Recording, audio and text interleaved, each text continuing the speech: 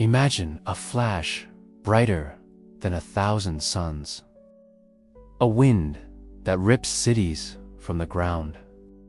A silence that screams of absolute annihilation. This isn't science fiction. For decades, humanity has lived under their shadow, a constant, terrifying reminder of our capacity for self-destruction. Right now, as tensions escalate between nations like Iran and Israel, the unthinkable whispers from the headlines, the very idea of nuclear conflict re-enters our collective consciousness, reminding us that these aren't just historical footnotes, but a present and terrifying threat. But what truly happens when a nuclear weapon detonates? What are the devastating, long-term consequences that reach far beyond the initial blast? And why, despite their unimaginable power, do they still exist? Welcome to Thanh Labs, where we transform dry, complex financial stories into soothing sleep experiences, using sleep psychology and sound therapy to help you drift into deep, effortless rest. Don't forget to subscribe, like, share this video. It really means a lot, keeps me going on this journey. Sleep deep, learn passively, and wake up wealthier. Part 1. The story of how the atomic bomb came to be. Chapter 1. A spark of light in a German laboratory. Our story begins not on a battlefield, but in the quiet, sterile environment of a laboratory in Berlin.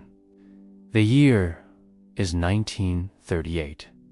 The world is on the brink of a cataclysm, but here, inside the Kaiser Wilhelm Institute for Chemistry, two German scientists, Otto Hahn and Fritz Strassmann, are conducting an experiment that seems, on the surface, to be purely academic. For weeks, they had been doing what many physicists of their day were doing, exploring the atom. They were bombarding uranium, the heaviest known natural element, with a steady stream of neutrons, which are tiny, neutral particles found in the atom's core. They expected the uranium atoms to simply absorb the neutrons, becoming slightly heavier.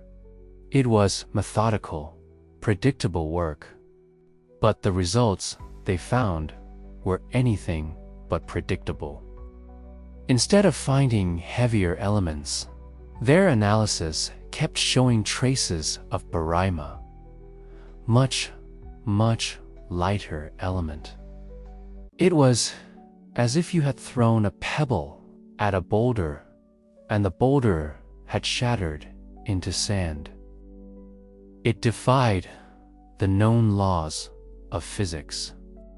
Confused, Hahn wrote to his longtime collaborator, Lisa Meitner. Meitner was a brilliant Austrian physicist who should have been by their side in Berlin.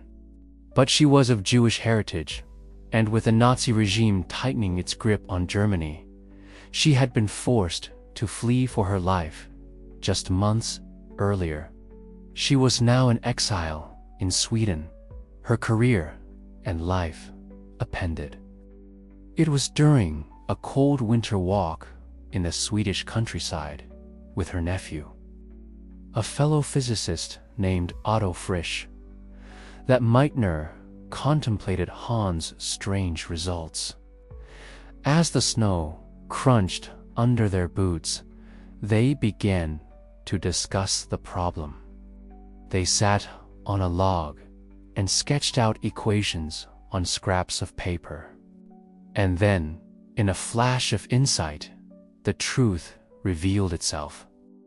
The uranium atom wasn't just chipping, it was splitting in two.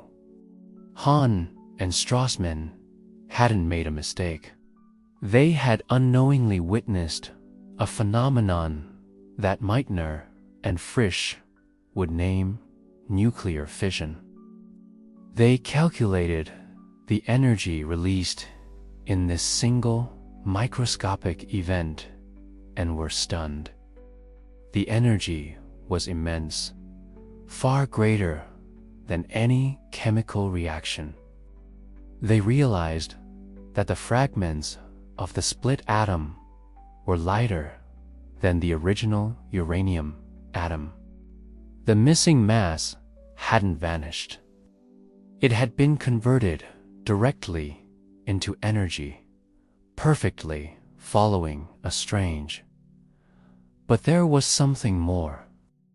A detail that was even more profound and terrifying. They theorized that when the uranium atom split, it would also release several more neutrons. Each of these new neutrons could then fly off and strike other uranium atoms, causing them to split, releasing even more energy and more neutrons. It was the recipe for a chain reaction. A single neutron could trigger 2, which could trigger 4, then 8, 16, 32, and so on, in an exponential cascade of unimaginable speed and power. In a fraction, a small lump of uranium could unleash the energy of a volcano. Humanity had, quite by accident, found the key to unlock the power of the atom. The Pandora's box of the atomic age had been opened. Of course, the idea of an atomic bomb was not entirely new. It had haunted the imagination of science fiction for decades. The writer H.G. Wells had described just such a weapon in his 1914 novel, The World Set Free, and a brilliant, restless Hungarian physicist named Leo Szilard had not only conceived of the nuclear chain reaction, but had actually patented the idea. In 1934, prophetically trying to keep it secret. The idea of the ultimate weapon was a kind of, it seems, a ghost that was always waiting in the wings of science. It was waiting for a single discovery, a single moment in a quiet Berlin lab to transform it from futuristic fiction into a brutal and world-altering reality. Chapter 2. The Manhattan Project. A monster is born. As the shadow of the Second World War fell over Europe, the theoretical discussions of the laboratory quickly transformed into a desperate, high-stakes race. The discovery of fission had been made in Germany, the heart of the Axis powers. For the scientists who had fled Europe, a terrifying thought took hold. What if Hitler's scientists were the first to turn this discovery into a weapon? This fear was the driving force behind one of the most famous letters in modern history. In August of 1939, urged on by his fellow physicists, most notably the passionate Leo Szilard, Albert Einstein, the world's most famous scientist and a committed pacifist, signed his name to a letter addressed to the President of the United States, Franklin D. Roosevelt. The letter was a stark warning. Germany may be developing extremely powerful bombs of a new type, and the United States needed to act. This letter was the spark that ignited the Manhattan Project, one of the most ambitious, secretive, and expensive scientific and military undertakings in human history. Beginning in earnest in 1942, the project was a collaboration between the United States, the United Kingdom, and Canada. It brought together the most brilliant scientific minds of the generation. They came from all over the world, refugees from fascism, and homegrown geniuses alike, all converging on a single secret goal: to build an atomic bomb before the enemy could. The scientific director of this monumental effort was a man named J. Robert Oppenheim. He was a theoretical physicist of extraordinary intellect and charisma, a slender, chain-smoking figure who seemed to carry the weight of the world on his shoulders. Under his leadership, a secret city was built from scratch on a remote mesa in the desert of New Mexico. It was called Los Alamos. Here, thousands of scientists, engineers, and technicians worked day and night, their lives shrouded in secrecy, all focused on a single clandestine task: to solve the puzzle of the atom and build a weapon.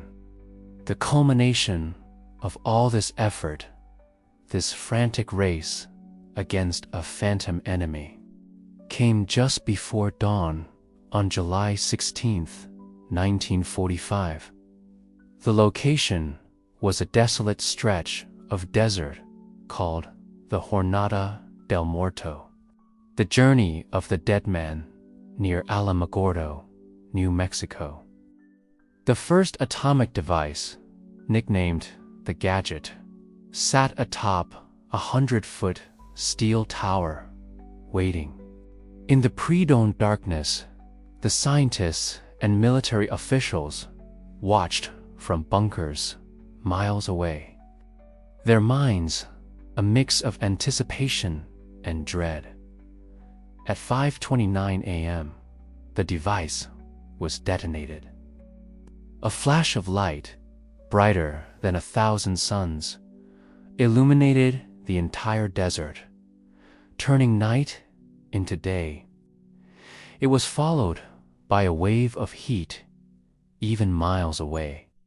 A tremendous, silent ball of fire began to rise, churning and expanding before forming itself into the shape that would become the terrifying icon of the new age: the mushroom cloud. It climbed tens of thousands of feet into the atmosphere, a colossal pillar of fire and smoke.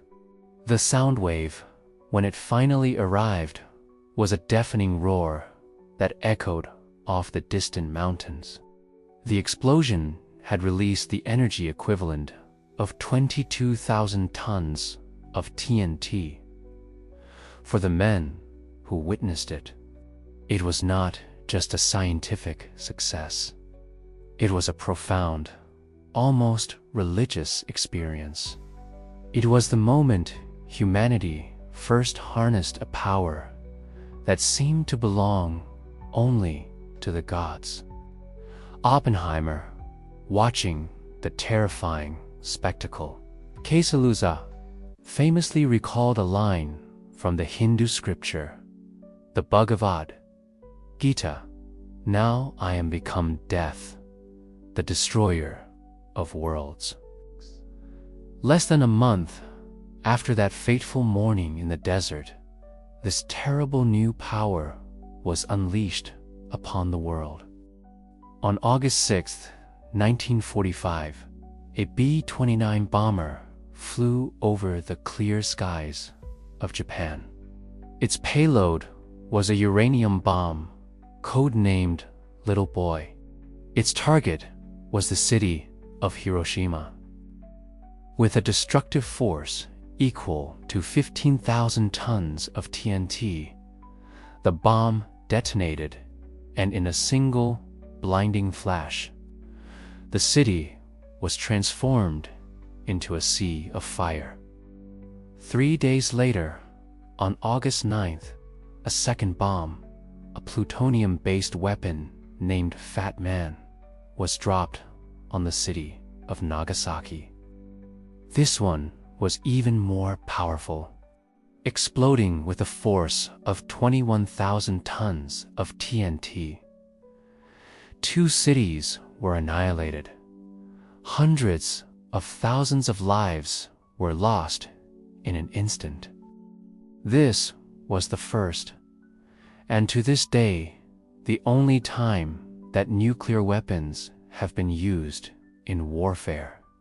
The unimaginable destructive power they displayed forced Japan into an unconditional surrender, bringing the Second World War to its final, devastating close.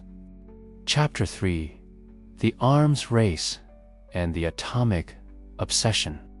The mushroom clouds over Hiroshima and Nagasaki may have ended one war, but they also marked the beginning of a new kind of conflicto Cold War. The obsession with atomic power did not disappear with the peace treaties. Instead, it intensified, becoming the engine for the most dangerous and costly arms race in the history of humankind. The global geopolitical chessboard was reset on August 29, 1949. On that day, in the remote steppes of Kazakhstan, the Soviet Union successfully tested its first atomic bomb, codenamed Jo-1 by the Americans. The event shattered America's nuclear monopoly. It officially began the era of bipolar confrontation, a standoff between 2 superpowers that would hold the entire world hostage to the fear of total annihilation. With its monopoly gone, the United States immediately moved to regain its advantage. The race escalated to a level that was previously unimaginable. Both Washington and Moscow poured their national resources into developing a new, even more powerful type of weapon: the thermonuclear bomb or hydrogen bomb. A fission bomb, like the one used on Hiroshima, gets its power from splitting heavy atoms apart. A fusion bomb gets its power from forcing light atoms together, the same process that powers the sun. The potential energy release was hundreds, even thousands of times greater. On November 1st, 1952, the United States detonated the world's first hydrogen bomb at Inutech Atoll in the Pacific Ocean. The device was codenamed Ivy Mike. Its yield was a staggering 10.4 million tons of TNT, or 10.4 megatons. It was nearly 500 times more powerful than the bomb that had destroyed Nagasaki. The explosion was so immense that it completely vaporized the island of Nuked, leaving behind an underwater crater more than a mile wide and 200 feet deep. But this American supremacy was once again short-lived. Less than a year later, on August 12, 1953. The Soviet Union tested its own thermonuclear device, JO4, restoring the strategic balance once more. A terrifying equilibrium had been reached. This nuclear spiral was not limited to the two superpowers. The nuclear club soon began to expand. The United Kingdom conducted its first test in 1952. France followed in 1960. And then, in a move that sent shockwaves around the world, China, with its Project 596, successfully detonated its first atomic bomb on October 16, 1964. Paradoxically, for the next several decades, the fragile peace of the world was not built on trust or diplomacy. It was a concept known as mutually assured destruction, or MAD. The logic was simple and chilling.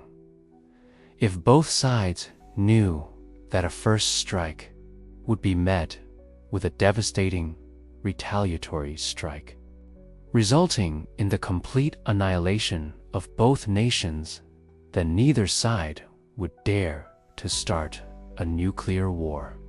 The world's survival rested on the shared terror of a global apocalypse. Part 2: How nuclear bombs work and their power to destroy. The history of the nuclear weapon is a story of human ambition, fear, and ingenuity. But to truly understand its legacy, we must go deeper into the very nature of matter itself. We must explore the physics behind this terrible creation. What is the principle that can turn a small piece of metal into a force capable of leveling a city? And what is the true scale of its destructive power? At the core of our physical world are the basic units we call atoms. And at the center of every atom lies an incredibly dense core called the nucleus. Within this minuscule space, a tremendous amount of energy is held captive, bound together by what physicists call the strong nuclear force. It is the most powerful force in the universe. The secret to a nuclear weapon's power is simply the act of liberating this captive energy. There are two primary ways to release this energy. The first is fission, which is the process of splitting a heavy, unstable nucleus into lighter ones. The second is fusion, which is the opposite process, merging very light nuclei together to form a heavier one.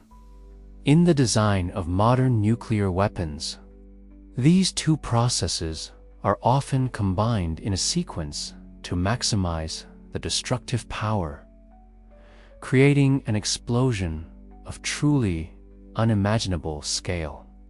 The foundational principle of the first atomic bombs is fission. The process begins with a heavy, unstable element, typically uranium-235 or plutonium-239. When the nucleus of one of these atoms is struck by a wandering neutron, it becomes critically unstable and splits apart into smaller pieces. The key to this process, the secret to its immense power, is what happens next. Each time a nucleus splits, it releases a vast amount of energy. But it also releases several new, high-speed neutrons. Each of those neutrons can then go on to strike other nearby nuclei, causing them to split as well. This creates the chain reaction we spoke of earlier, exponentially growing cascade of fission events. In a space of time shorter than a millionth of a second, trillions upon trillions of atoms are split, releasing a destructive wave of energy. The tragic symbol of this power is the little boy bomb that was dropped on Hiroshima in 1945. Inside, it was about 140 pounds of uranium. Yet, only a tiny fraction of that material, less than the weight of a dime, actually underwent fission. That minuscule amount of matter was converted into an amount of energy equivalent to 15,000 tons of TNT. Enough to completely flatten a city. If fission unleashes energy by breaking things apart, the second principle, fusion, pushes destructive power to an entirely new level. In essence, fusion is the reverse process of fission. It involves taking the nuclei of very light elements, like isotopes of hydrogen called deuterium and tritium, and forcing them together to form a heavier nucleus, like helium.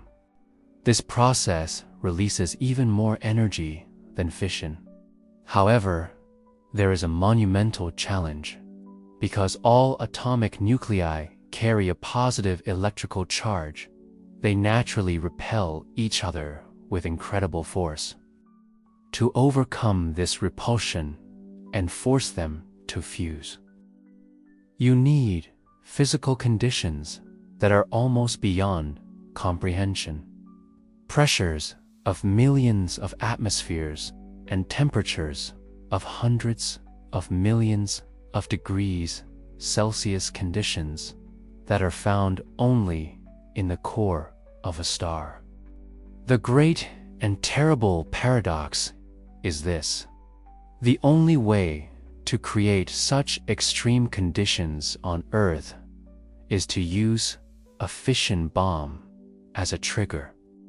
In a thermonuclear or hydrogen bomb, a primary fission bomb acts as a matchstick.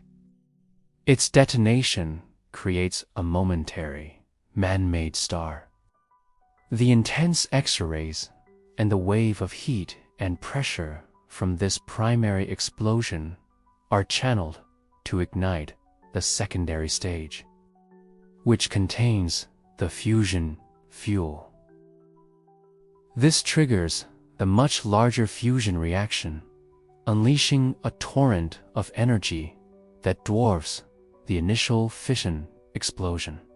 The first proof of this power was the Ivy Mike test in 1952. Its 10.4 megaton blast was a true monster.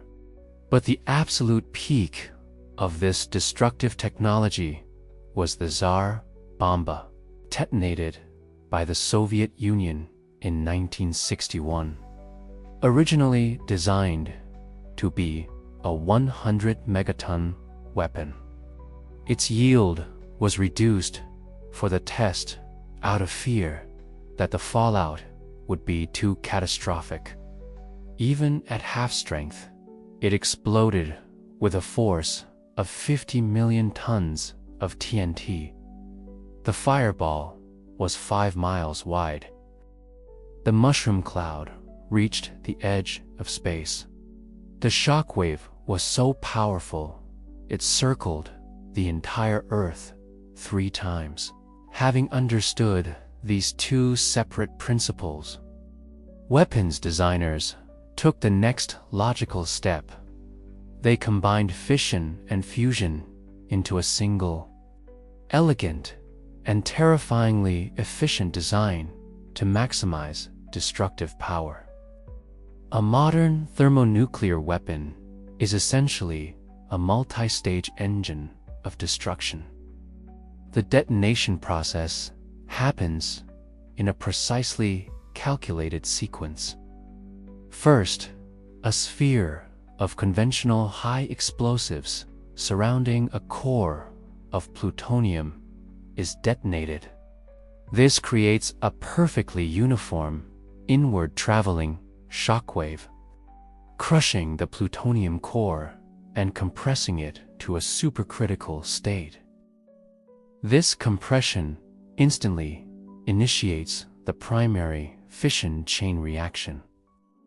This fission explosion, while immensely powerful in its own right, is primarily just the trigger for the next, much larger stage.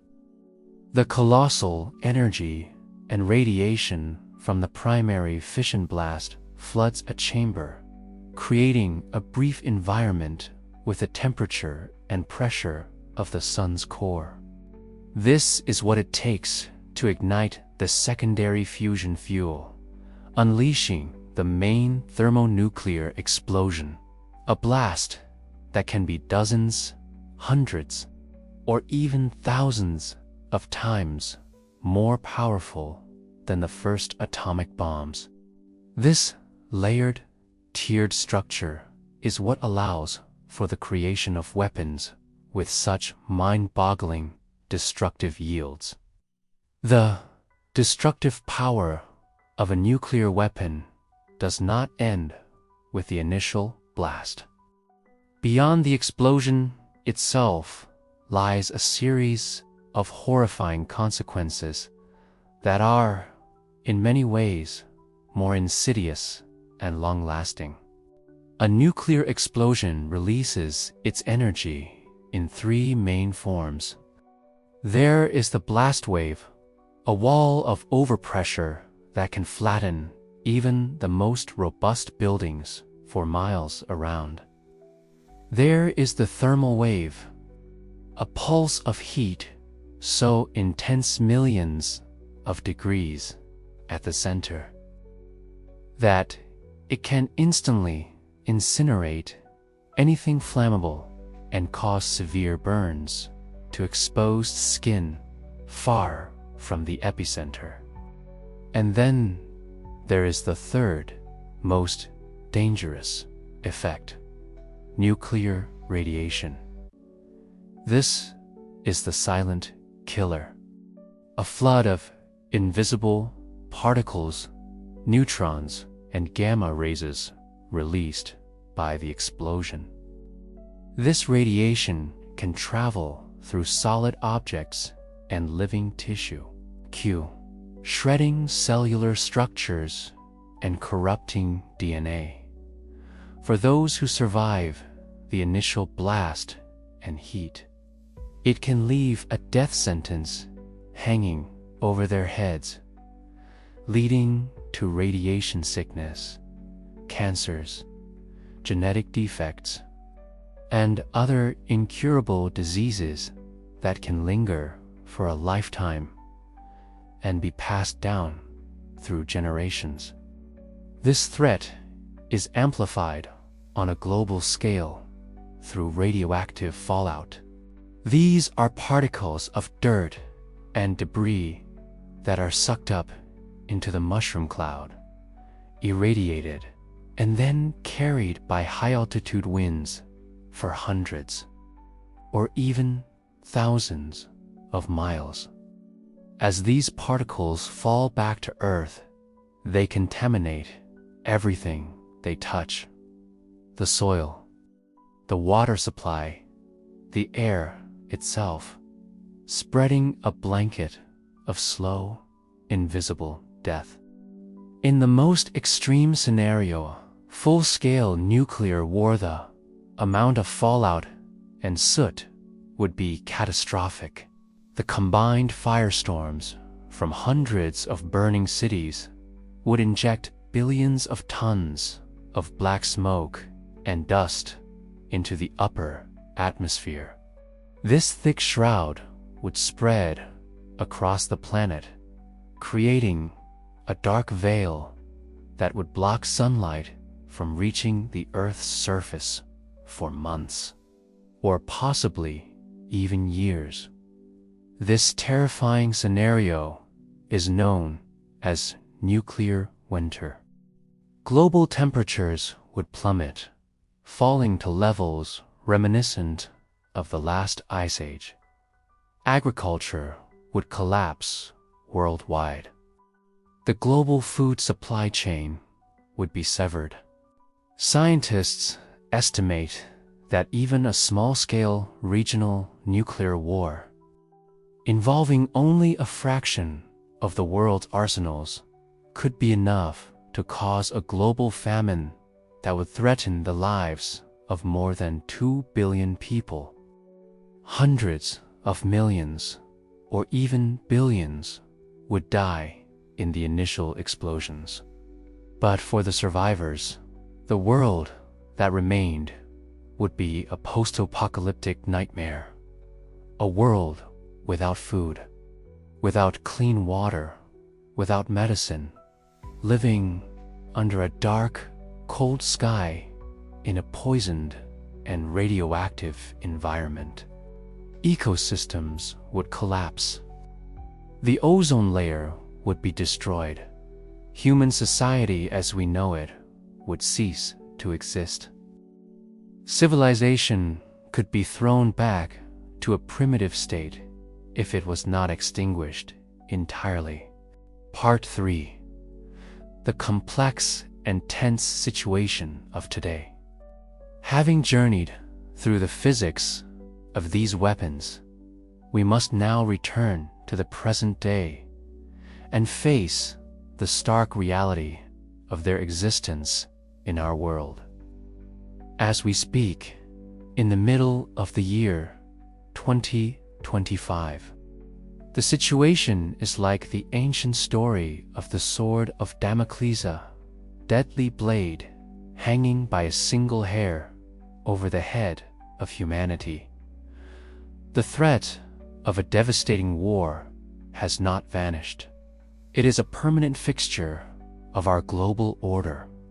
Across the planet, it is estimated that there are approximately 12,100 nuclear warheads in existence. This terrifying power is concentrated in the hands of just 9 nations.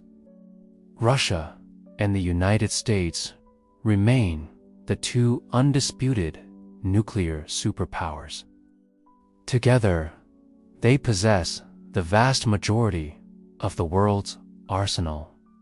However, a significant change is underway. China is rapidly expanding its nuclear arsenal at an alarming pace. From an estimated 350 warheads in the year 2020, its stockpile is projected to have grown to around 500 by 2025. Intelligence forecasts predict that China could possess as many as 1,500 warheads by the year 2035. This rapid rise is a powerful echo of the Cold War arms race, signaling a new and uncertain era of 3-way strategic competition.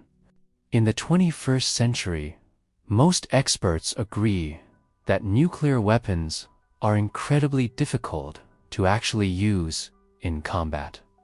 Their primary function today is not as a tool of warfare, but as a powerful instrument of diplomatic pressure. This art of nuclear diplomacy revolves around 2 core concepts: deterrence and coercion. Deterrence is the use of the threat of force to maintain the status quo, to prevent an opponent from taking an action they might otherwise take. A deterrent threat is successful when nothing happens. Coercion, on the other hand, is more ambitious. It uses the threat of force to try to change an opponent's behavior to force them to stop an action they are already taking, or to reverse something they have already done.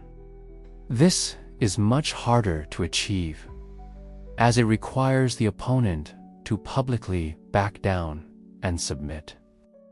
For any threat, whether for deterrence or coercion, to be effective, it must have three essential ingredients. First is capability. You must actually possess the weapons to carry out the threat. Second is will. You must convince your opponent that you are willing to use those weapons if necessary. And third is communication. You must be able to clearly signal your capabilities and your intentions to your adversary.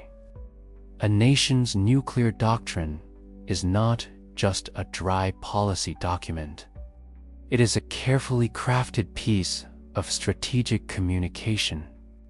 For example, when Russia signaled its intent to update its nuclear doctrine in 2024, potentially lowering the threshold for using nuclear weapons, it was a direct message designed to put pressure on Western nations regarding their support for Ukraine.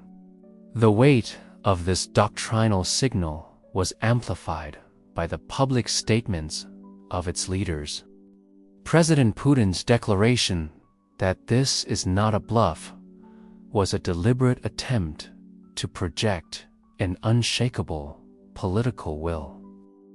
Conversely, China's long-standing public policy of no first use, a pledge never to be the first to use nuclear weapons in a conflict, is a masterful diplomatic move. It is designed to build an image of China as a responsible global power, even though the sincerity of that pledge is constantly questioned and analyzed by other nations. When words are not enough, nations turn to actions to demonstrate their strength. A nuclear military exercise, like the one conducted by Russia in May of 2024, is not just for training purposes. It is a public message of deterrence, a demonstration of capability and readiness for the entire world to see. The strategic deployment of weapons is another powerful signal. When Russia moved tactical nuclear weapons into Belarus, it was a calculated move to alter the security balance in Europe and apply direct pressure to NATO's eastern flank. Even NATO's own nuclear sharing arrangement, where the United States places nuclear weapons on the territory of its European allies, a dual-purpose tool. It serves to deter potential adversaries, but it also reinforces solidarity and American influence within the alliance itself. The third front in this modern nuclear landscape is the relentless race for technological superiority. The development of game-changing weapons, like hypersonic missiles that can travel at incredible speeds and maneuver in flight, threatens to make existing defensive systems obsolete. This makes the threat of a first strike more credible, which in turn disrupts the delicate balance of deterrence. This creates a vicious cycle known as the security dilemma. When one nation develops a new weapon to increase its own security, it inadvertently makes its rivals feel less secure. Those rivals then feel compelled to develop their own, even more advanced weapons in response. This leads to a spiraling, never-ending arms race, where each side's attempt to become safer only increases the overall danger and instability for everyone. These tools of nuclear diplomacy are not just theoretical. They have been actively used in some of the most tense geopolitical crises of our time. Russia and the Ukraine conflict. This is a textbook, modern example of nuclear coercion. Moscow has systematically used its nuclear arsenal as a shield, making explicit and implicit threats to deter direct NATO intervention and to weaken Western resolve to support Ukraine. North Korea.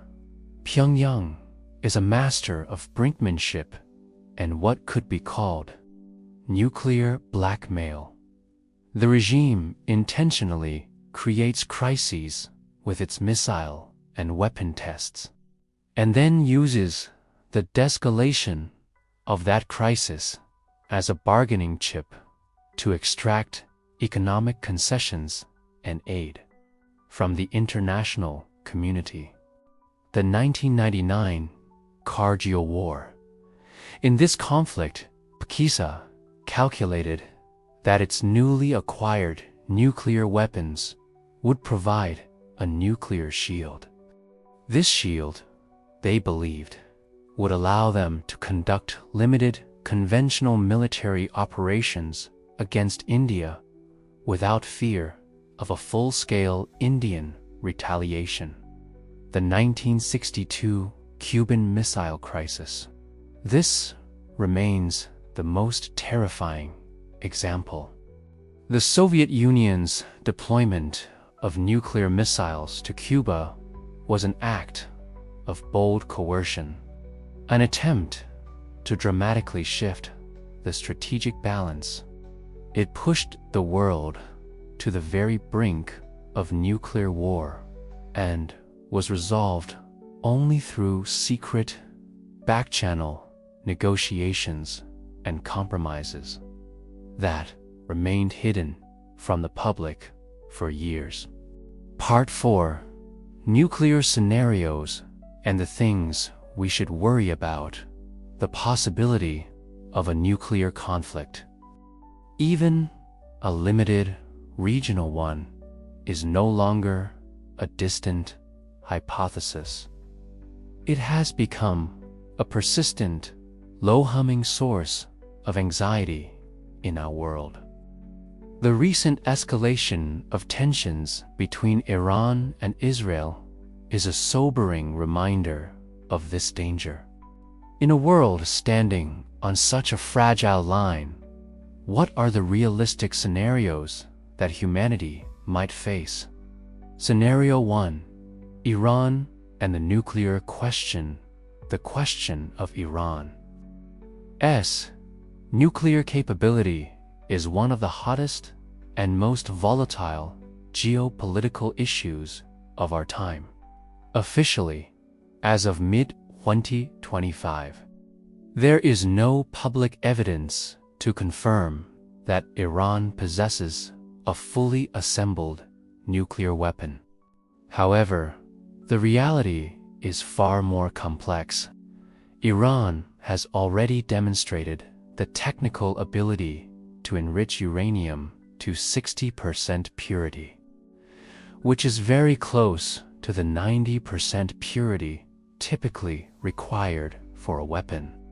It is widely believed that Iran has already accumulated enough enriched material to produce the fissile core for several nuclear warheads. Should it make the political decision to do so? Essentially, Tehran is a nuclear threshold state. It possesses the core materials and the technical expertise. But taking the final step to build a deliverable bomb would still be a significant technological and political leap, requiring more time and facing immense international pressure. So, this leads to a critical question. Even if Iran were to develop a small, rudimentary nuclear arsenal, could it, for example, flatten Israel? The answer is that this scenario is extremely unlikely. To completely neutralize a country of over 22,000 square kilometers, especially one with a sophisticated, multi-layered air defense system like Israel's, would require a large and technologically advanced arsenal.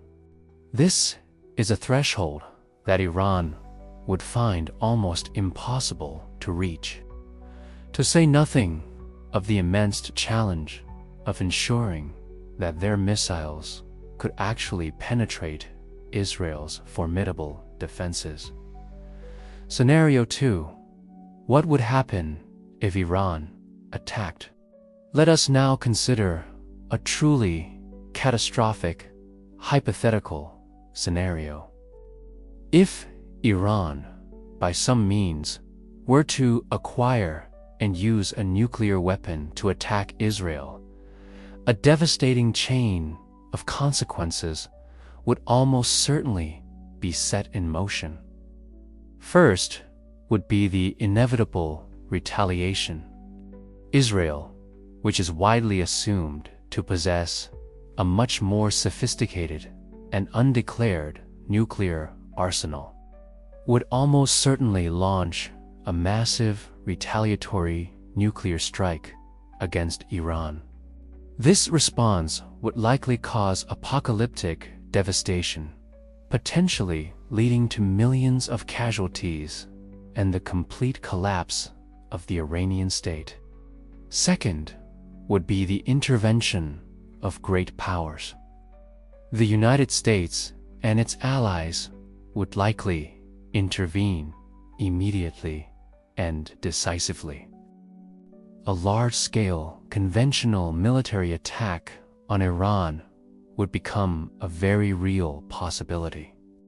Other nuclear powers, like Russia and China, would be forced into an incredibly difficult geopolitical position, and the risk of a conflict spilling over and escalating beyond the region would be dangerously high. The final consequence would be a global catastrophe, a humanitarian and economic disaster on a regional and global scale would be unavoidable. Radioactive fallout would blanket the Middle East. The global oil market would descend into chaos, causing economies to crash. This would be followed by famine, disease, and massive waves of refugees. The cycle of violence could easily draw in neighboring countries and their proxy forces and the risk of other nations. Using nuclear weapons in the ensuing chaos would increase dramatically, pushing the world to the brink of an all-out nuclear war.